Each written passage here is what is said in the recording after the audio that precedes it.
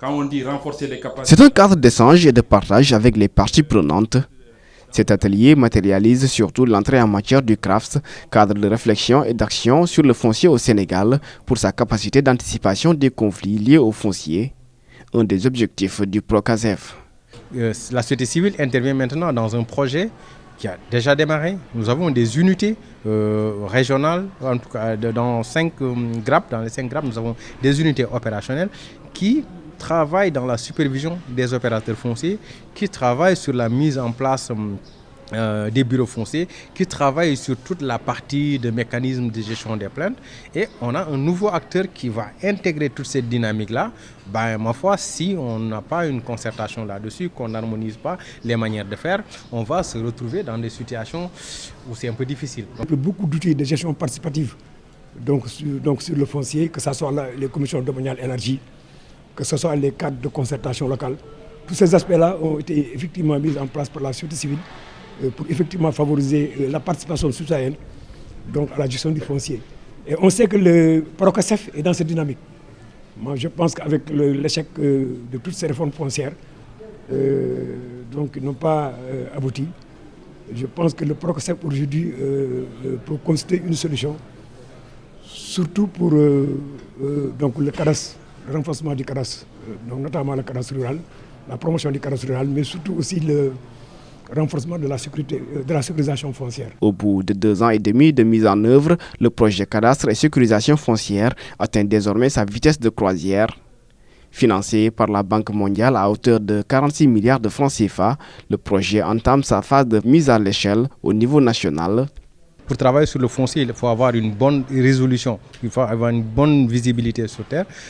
Nous avons une couverture de l'ensemble du territoire national en termes d'images satellitaires et complétée par des images aériennes, avec une précision qui est dans le milieu rural de 30 cm, mais une précision en milieu urbain qui est à 5 cm. Donc c'est extrêmement précis sur un gouvernement, un État qui veut avoir un cadastre précis pour assurer une sécurisation foncière. Nous savons que le foncier est quelque chose de très sensible, alors c'est pourquoi il faudrait quand même une approche concertée pour l'intervention des différents opérateurs et de la société civile donc, dans le terrain.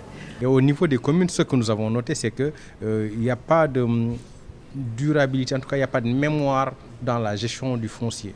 Et ce que nous avons eu à faire de manière concrète là-bas, c'est que nous avons plus de 140 animateurs fonciers qui ont été formés. Si on dit formés, ce n'est pas 2 jours, 3 jours, c'est pendant 6 mois avec des universitaires, avec des spécialistes sur ces questions-là, aussi bien sur des questions juridiques, sociales que techniques, afin qu'ils puissent servir de ressources humaines. Parce qu'en fait, il y a un problème de ressources humaines au niveau de ces collectivités locales-là, mais les ressources matérielles, parce qu'en général, les communes, c'est un peu en termes d'infrastructures, en termes de bureaux, ce n'est pas aussi fourni.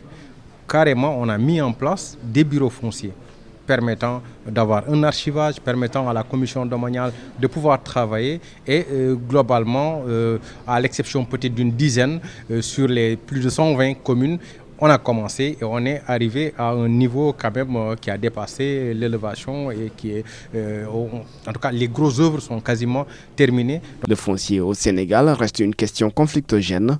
L'objectif du PROCASEF est d'atteindre dans le court terme plus de 500 000 titres avec une identification cadastrale précise qui va aider les collectivités dans les délibérations.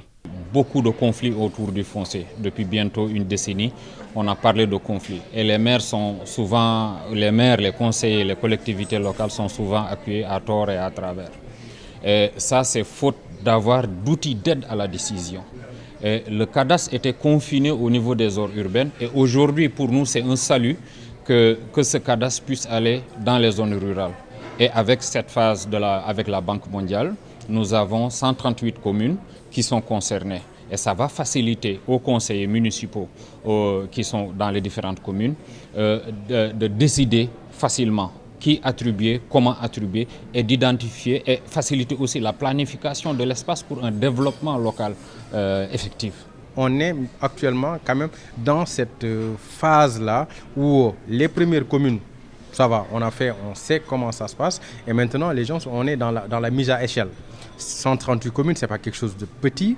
Quand on parle d'inventaire systématique, c'est que dans tout ce qui est dans la commune, on répertorie tout, on laisse rien.